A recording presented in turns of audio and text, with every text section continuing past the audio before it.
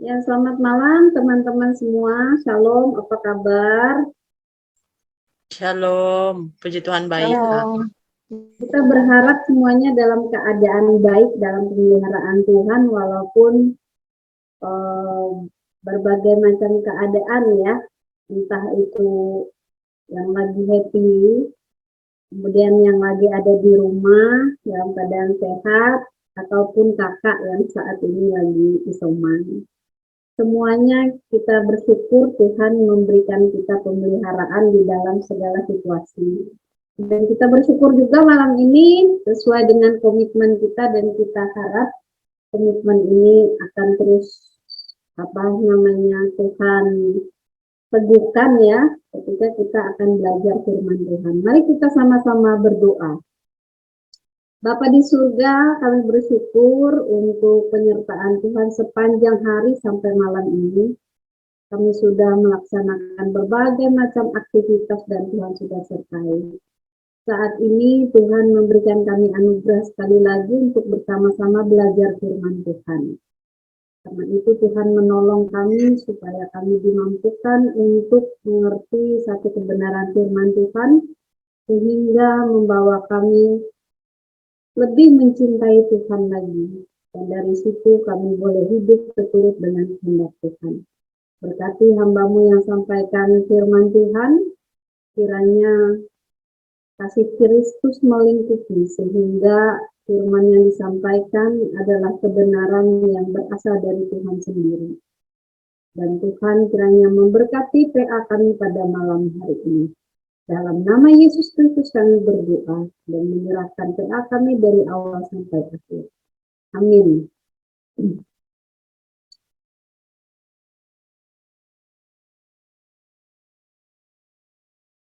Ya, baik pada malam hari ini saya akan membawakan materi untuk kita ya, berkaitan dengan keberadaan diri kita sebagai umat Tuhan. Ya.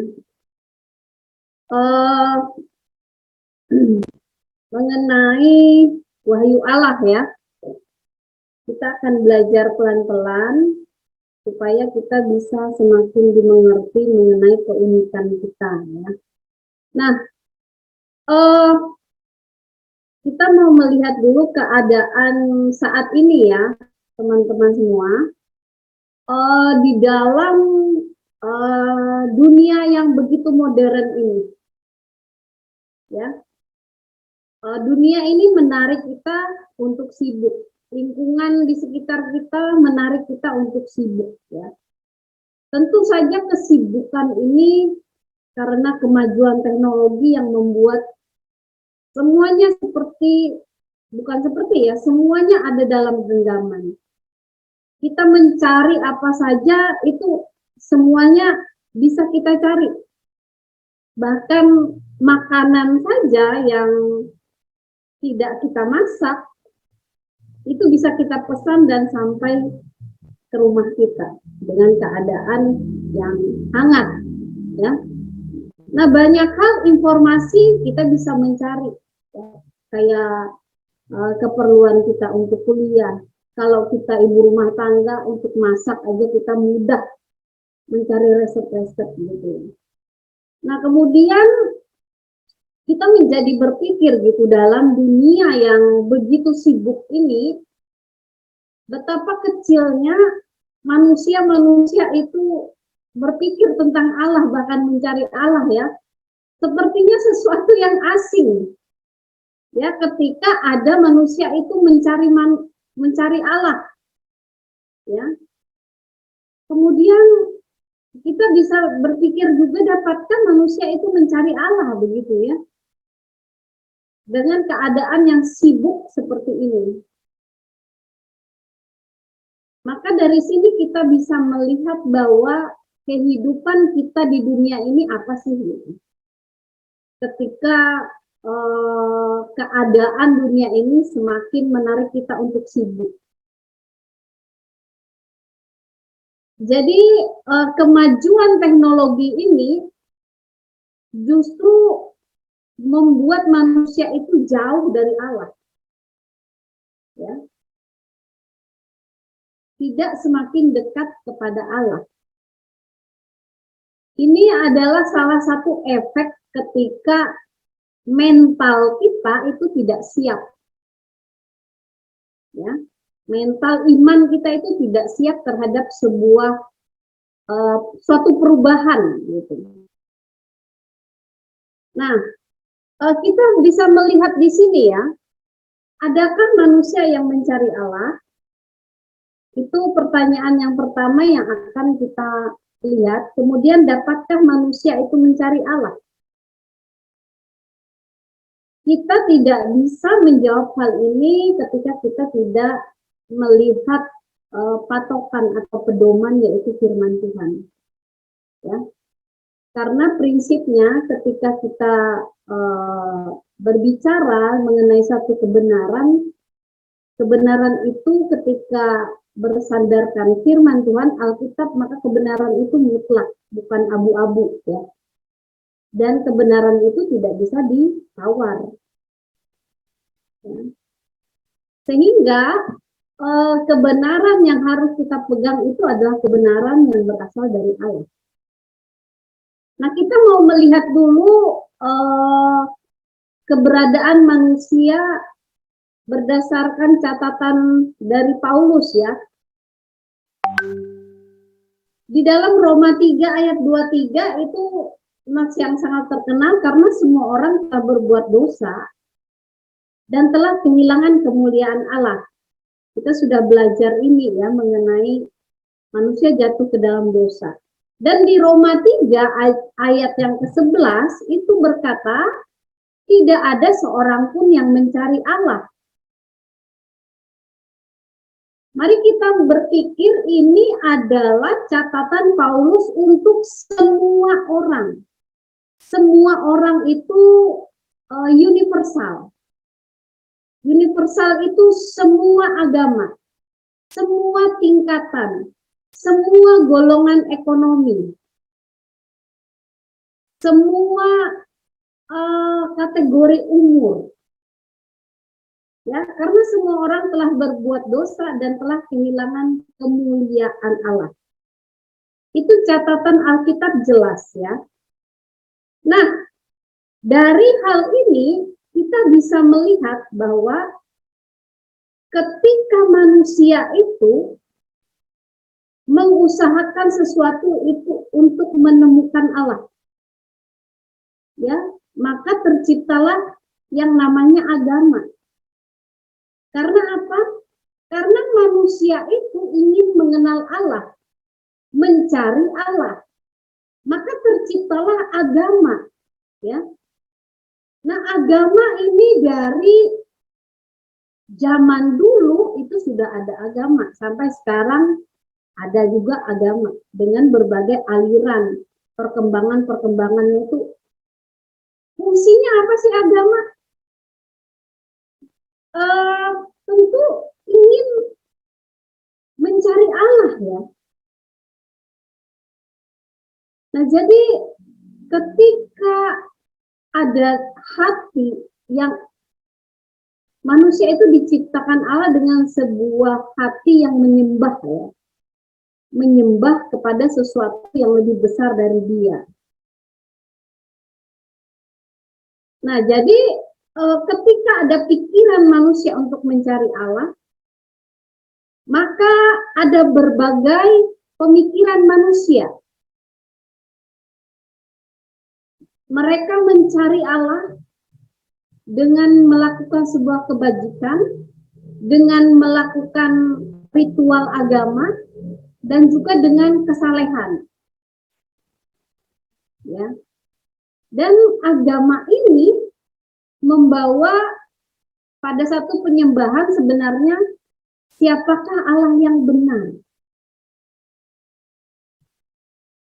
Nah, kita melihat lagi di dalam satu catatan Alkitab bahwa ketika Mazmur 19 ayat 2 mengatakan, langit menceritakan kemuliaan Allah dan cakrawala memberitakan pekerjaan tangannya. Ini membicarakan berarti ada sesuatu yang menciptakan langit yaitu Allah. Ketika cakrawala kita lihat, itu menggambarkan adanya Allah. Ya, kita mau simpan dulu ayat Alkitab ini. Pertama, bahwa tidak ada seorang pun mencari Allah. Kemudian di dalam Mazmur 19 ayat 2, langit menceritakan kemuliaan Allah dan cakrawala memberitakan pekerjaan tangannya. Jadi di dalam ayat ini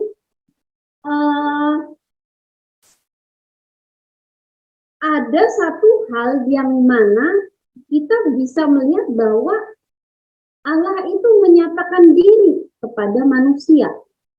Nah, di dalam catatan Alkitab lagi, di dalam Ibrani ayat 1, pasal 1 ayat 1 dan 2, setelah pada zaman dahulu Allah berulang kali dalam berbagai cara berbicara kepada nenek moyang kita dengan perantaraan nabi-nabi.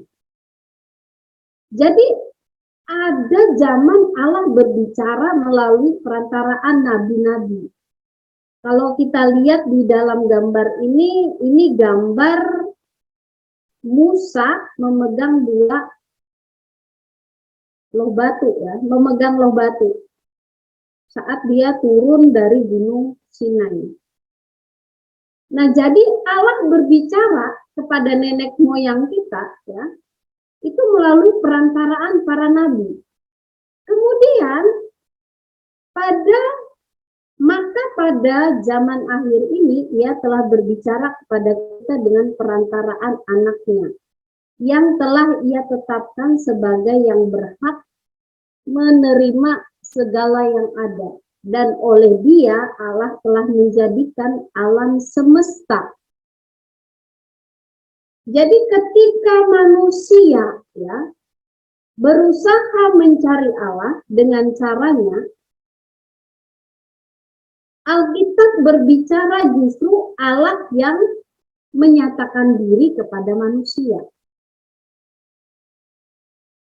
Nah, maka Allah menyatakan diri kepada manusia, itulah yang disebut dengan wahyu.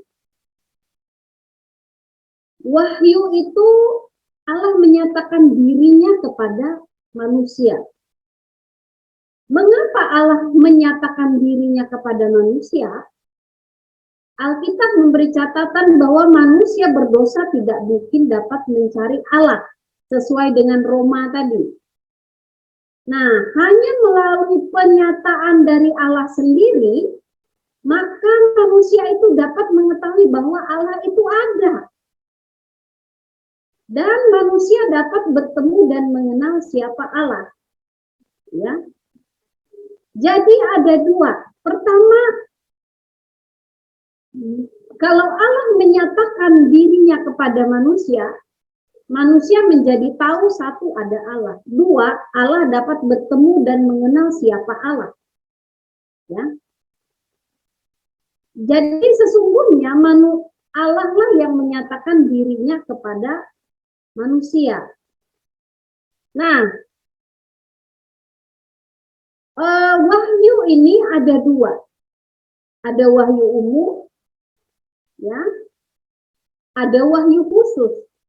Nah, wahyu umum itu menyatakan Allah menyatakan dirinya kepada semua orang, universal, ya, semua agama, ya, semua kalangan, pokoknya kepada semua orang. Kemudian isi atau kontennya memberi pengetahuan tentang adanya Allah. Nah, berbeda dengan wahyu khusus, Allah menyatakan dirinya kepada sekelompok orang percaya, orang pilihan, ya.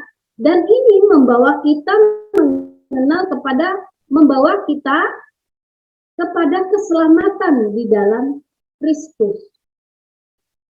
Dan ini merupakan tadi manusia dapat bertemu dan mengenal siapa Allah. Itulah wahyu khusus, ya. Nah, wahyu umum yang digunakan Allah untuk menyatakan diri, ini ada dua jenis ya, yaitu wahyu secara langsung dan wahyu secara tidak langsung. Ya. Wahyu secara tidak langsung itu yaitu melalui perantara atau objek atau media perantara. Contohnya begini ya, ada seorang anak namanya Jasmine, baru saja meninggal papanya. Lalu mamanya jadi single parent. Kemudian untuk mencukupi kebutuhan hidup mereka, maka mamahnya mendapatkan tawaran ya, tawaran untuk bekerja di luar kota. Misalnya mereka awalnya tinggal di Palangkaraya, lalu ada tawaran bekerja di Gunung Mas. Maka mama ini harus berangkat ke Gunung Mas, sementara si Jasmine mesti sekolah di Palangkaraya. Lalu mamanya berangkat ke Gunung Mas. Nah, sebelum berangkat ke Gunung Mas, dia berkata dengan Jasmine, Mama sayang kepadamu, tapi kita harus pisah. Mama harus bekerja di Gunung Mas, kamu harus sekolah di sini. Kalau kamu rindu sama Mama, maka pegang, peluklah boneka ini. Mamanya memberikan boneka kepada Jasmine. Dan itulah tandanya Mama ada untukmu. Ya. Nah, maka ketika mereka berpisah, kemudian boneka itu ada pada Jasmine ketika dia rindu mamanya, maka dia memeluk boneka itu. Jadi rasa sayang itu, ya, keberadaan mamahnya itu sebagai perantaranya itu boneka. Apakah boneka ini mamahnya? Tidak, ya. Jelas tidak, bukan mamahnya, tapi sebagai perantara. Nah, begitulah maksud dari wahyu umum secara tidak langsung. Ya, secara tidak langsung, artinya ada perantara. Nah, sama dengan halnya dengan Allah ya. Ketika di dalam Mazmur 19 ayat 2, langit menceritakan kemuliaan Allah, dan cakrawala memberitakan pekerjaan tangannya, objeknya adalah langit, objeknya adalah cakrawala. Ya, jadi ada perantara. Ya. Kemudian kalau kita melihat langit gitu, kita mengingat berarti ada Allah yang menciptakan. Kemudian juga kalau kita berpikir tentang alam semesta dan isinya, misalnya di angkasa yang sangat di luar dari bumi ini ya, di mana planet-planet, kemudian di luar angkasa sana ada bintang yang selalu mengintari, kemudian ada orbit, kemudian ada Milky Way galaksi, itu galaksi Bima Sakti yang dimana bumi itu sangat kecil sekali gitu. Nah, ketika para atau ilmu pengetahuan mengungkapkan hal ini, tentu mereka berpikir ada Allah yang menciptakannya sehingga itu ada. Ya. Kemudian kalau kita melihat alam semesta ketika ada musim dingin, musim panas, musim gugur, musim semi, ada yang mengaturnya. Jadi kita bisa melihat bahwa ini adalah pekerjaan dari Allah. Dan tidak hanya orang Kristen saja yang berpikir tentang ini. Karena alam semesta diciptakan untuk seluruh umat manusia. Ya, Matahari bersinar untuk orang yang percaya dan tidak percaya. Hujan dinikmati oleh orang yang jahat ataupun orang yang suci. Jadi Tuhan memberikan pernyataan itu kepada semua orang. Bisa dinikmati oleh siapapun. Dan orang tentu berpikir ya, kecuali ateis saja. Dan saya pikir juga ateis sebenarnya tidak bisa mengatakan bahwa Allah itu tidak ada. Nah, kita juga bisa melihat dari pernyataan wahyu Allah, wahyu umum, secara tidak langsung itu kita juga bisa melihat melalui sistem yang ada pada tubuh kita, ya. Tapi seringkali kita nggak sadar gitu, bahwa ini adalah pekerjaan dari Allah. Kita bernafas, jantung kita berdetak, kemudian fungsi kita, ginjal kita berjalan dengan baik saat proses pencernaan ketika kita makan. Jadi itu adalah sebuah pengaturan yang Allah berikan di dalam tubuh manusia. Bayangkan saja kalau kita tidak bisa bernafas gitu ya, pastinya ya kita mati gitu. Kemudian kalau kita bernafas, tidak ada Tuhan menyediakan oksigen pun, kita akan kesulitan gitu. Hari begini oksigen mahal untuk medis ya. Saya ingat waktu saya masuk rumah sakit di usia kehamilan 4 bulan, kemudian saya harus pakai oksigen 3 hari. 1 hari oksigen itu 200.000 di billingnya, waktu pembayaran. 3 hari 600.000. Kalau sebulan kali 300.000 berapa? 9 juta untuk oksigen. Dikali masa hidup saya yang sekarang 37 tahun, wah, nggak kebayar ya oksigen yang saya hirup dengan sangat bebas. Nah, maka dari penyadaran itu, seluruh manusia di dunia itu menyatakan ada Allah. Kemudian ketika benda angkasa dan pengaturannya, di mana bumi itu jaraknya dengan matahari itu sangat jauh, sekitar 147 sampai 152 kilomil ya. Itu karena apa? Supaya panas dari matahari itu tidak membahayakan manusia. Nah, jadi kita bisa melihat di sini bahwa wahyu umum secara tidak langsung itu Allah menyatakan dirinya kepada semua manusia. Ya, baik orang percaya, orang tidak percaya, orang yang beragama ataupun yang dikatakan orang yang tidak beragama. Ya, kemudian Allah menyatakan dirinya itu melalui media atau objek perantara. Itu wahyu secara tidak langsung ya, wahyu umum secara tidak langsung.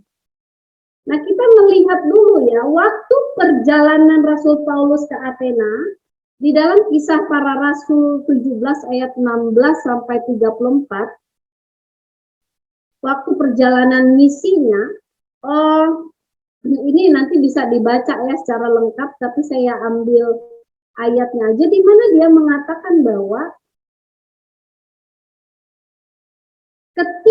sebab ketika aku berjalan di kotamu dan melihat-lihat barang pujaanmu, aku menjumpai sebuah mezbah dengan tulisan, kepada Allah yang tidak dikenal. Apa yang kamu sembah tanpa mengenalnya, itulah yang kuberitakan kepadamu. Kemudian Di ayat yang ke-24 berkata lagi, Allah yang telah menjadikan bumi dan segala isinya, Ia yang adalah Tuhan atas langit dan bumi, tidak diam dalam kuil-kuil buatan tangan manusia. Jadi saat perjalanan Paulus ke Athena, Yunani, ya, kita ketahui bahwa di Yunani itu banyak sekali filsuf yang sangat pintar, sangat pandai. Pemikiran-pemikiran mereka sangat brilian mengenai pengetahuan alam dan mengenai makna hidup, ya. Tetapi sayangnya pikiran mereka itu tidak mampu mengenal Allah. Sampai ada sebuah mesbah dengan tulisan kepada Allah yang tidak dikenal. Jadi kepintaran mereka itu tidak mampu mengenal Allah yang menciptakan langit dan bumi.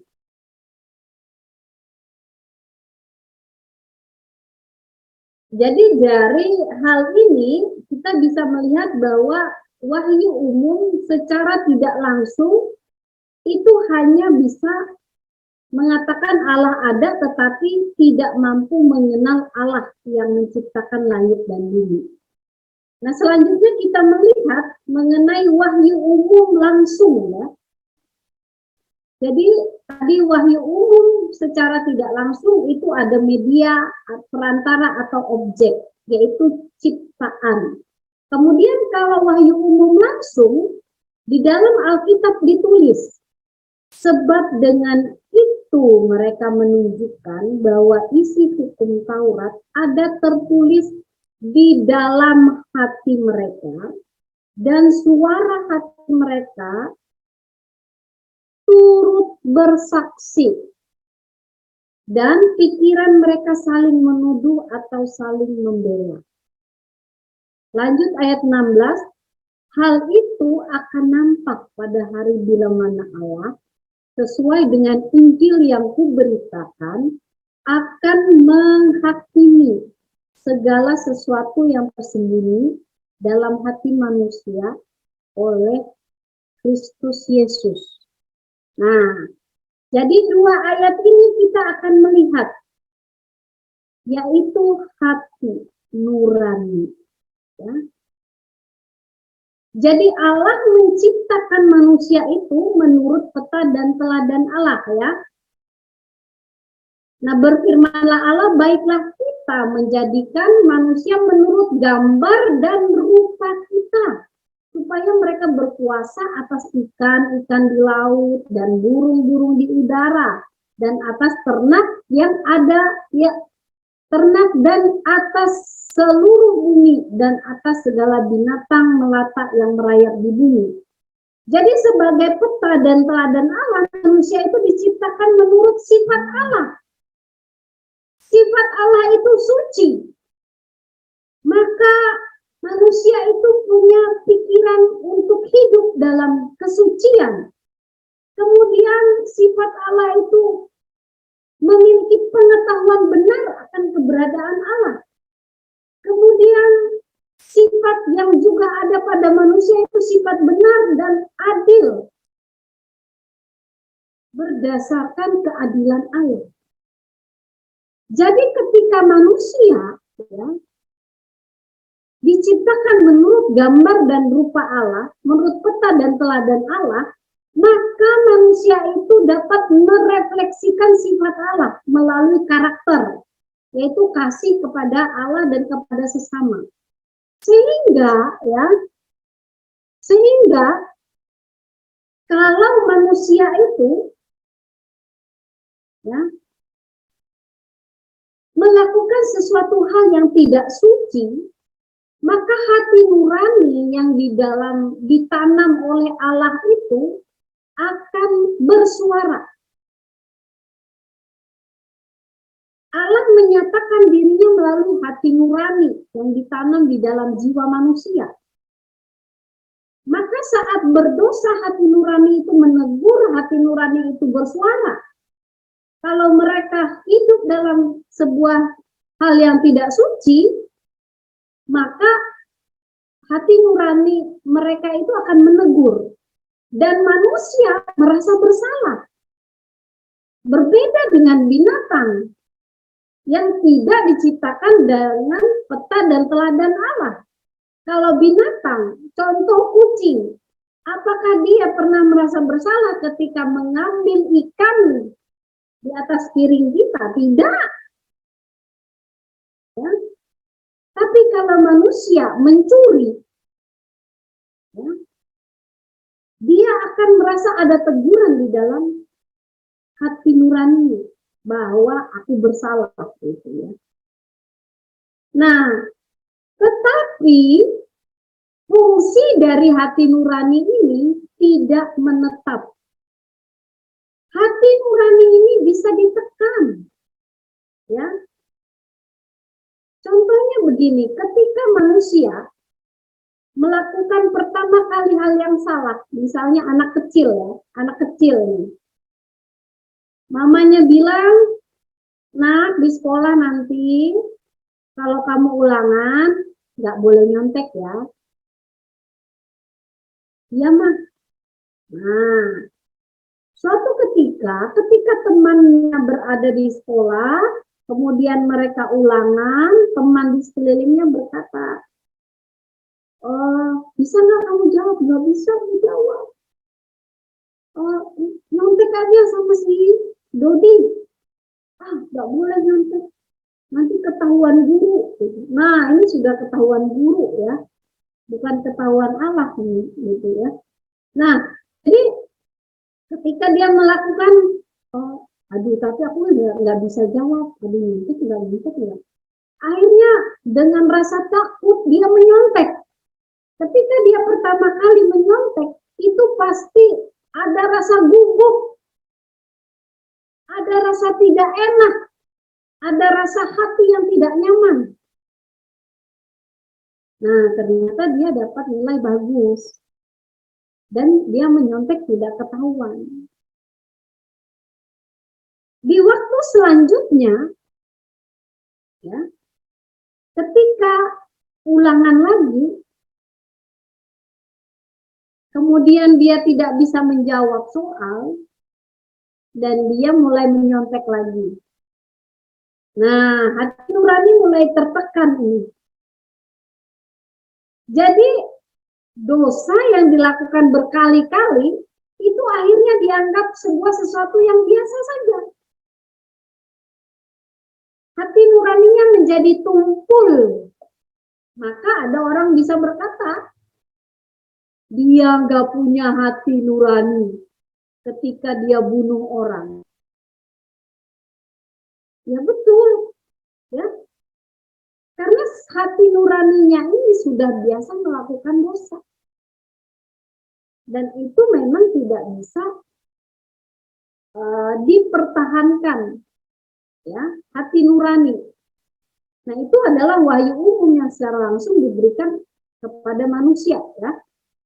Nah, maka manusia ketika hati nurani itu melakukan sesuatu hal yang tidak beres, maka bagaimana cara membereskan hati nurani yang merasa bersalah? Maka melakukan ritual agama dengan sebanyak-banyaknya, beramal, memberi sedekah, atau misalnya koruptor ya, ketika dia melakukan, dia dapat uang banyak, untuk mengobati rasa bersalah itu, dia memberikan persembahan kepada gereja, kepada masjid, dia menyantuni orang-orang miskin.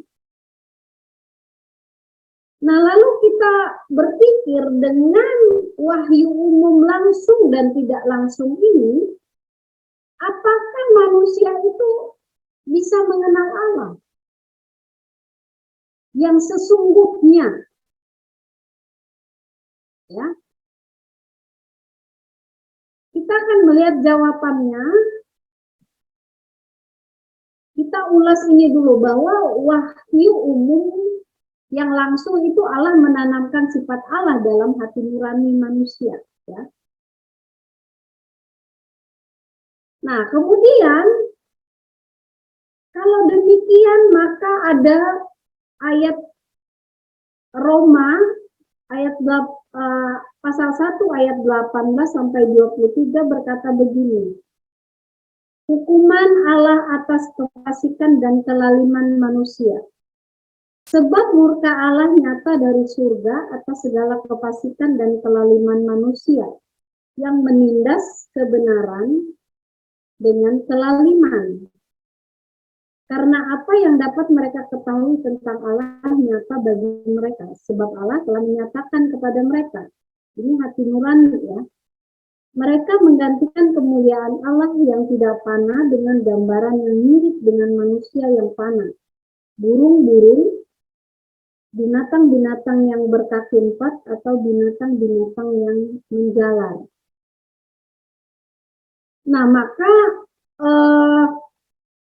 wahyu umum langsung dan tidak langsung ini diberikan kepada semua manusia, masih belum mampu menyatakan siapakah Allah secara lengkap dan jelas.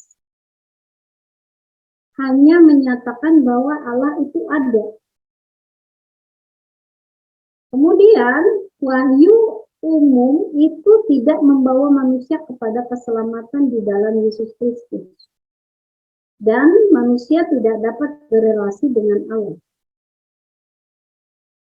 Walaupun manusia itu melakukan hal yang baik, menjalankan agama, kemudian mereka tahu mengenal ilmu pengetahuan bahwa Allah itu ada, tetapi itu tidak mampu menyelesaikan dosa dan akibat dari dosa.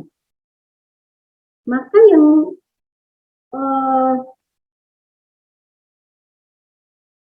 harus sebagai orang Kristen yang harus kita ketahui itu adalah ketika wahyu secara khusus itu diberikan kepada umat pilihan Allah. Ya. Karena ini adalah jawaban dari akar dosa manusia.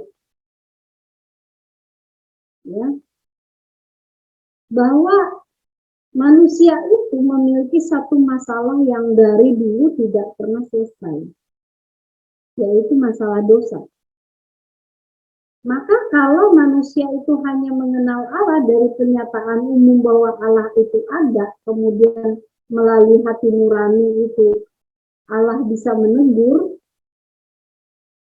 tetapi hati nurani itu bisa ditekan oleh sifat dosa manusia.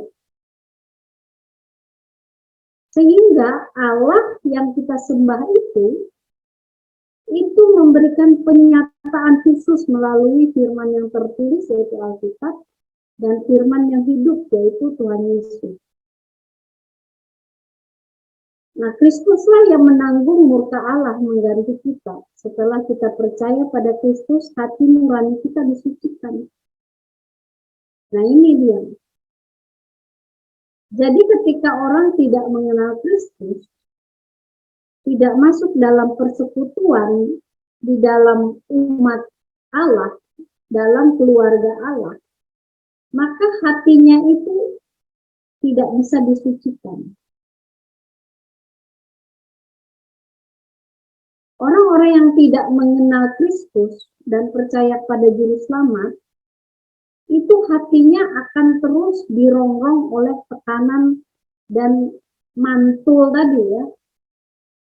Dan mereka masih menjalankan rasa bersalah itu dengan melakukan sesuatu hal yang baik. Tetapi bagi orang-orang yang percaya pada Kristus, ya orang-orang pilihan, ketika percaya Kristus maka hati nurani itu disucikan. Nah, maka kita perlu belajar mengenai wahyu khusus. Mengapa harus ada wahyu khusus? Kemudian kita akan mengenal wahyu khusus yaitu firman yang tertulis yaitu Alkitab dan firman yang hidup yaitu Tuhan Yesus kita akan pelajari ini. Karena inilah keunikan dari kekristenan. Kalau secara umum, universal, wahyu umum itu diberikan Allah kepada semua orang.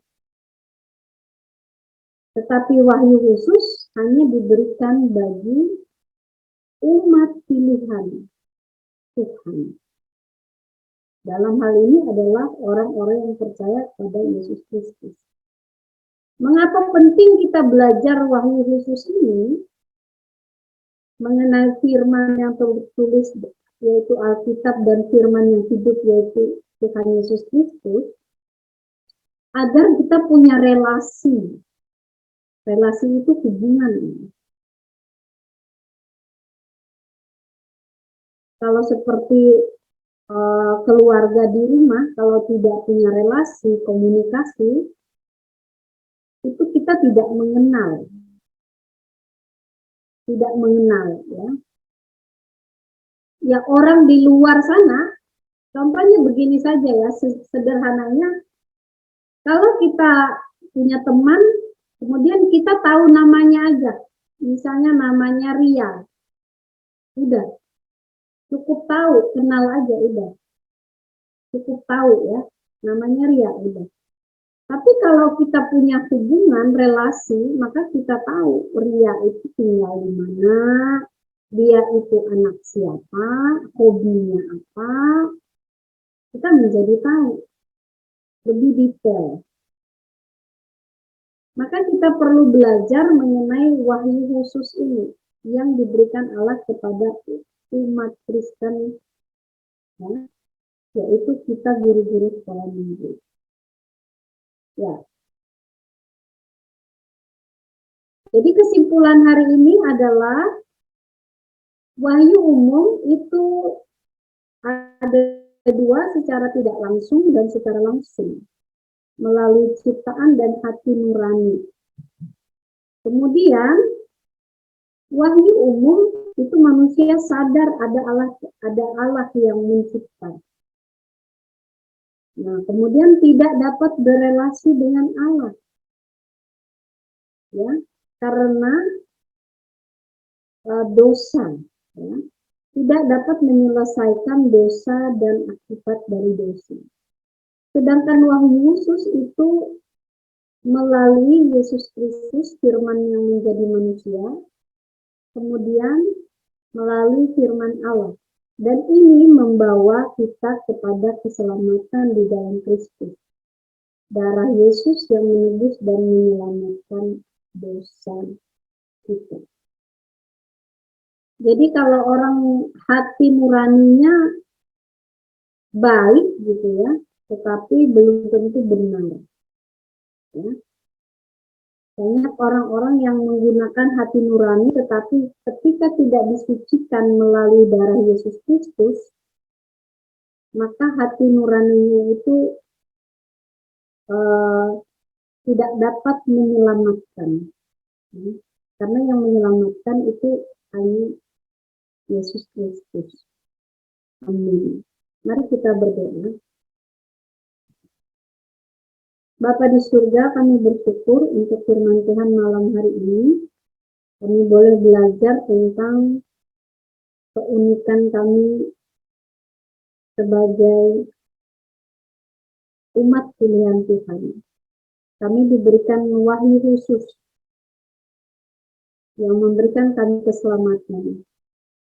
Karena sesungguhnya manusia tidak cukup hanya tahu Allah itu ada, kemudian tidak hanya cukup suara hati nurani bersuara, karena manusia seluruhnya adalah orang yang berdosa, maka membutuhkan penyelesaian secara tuntas.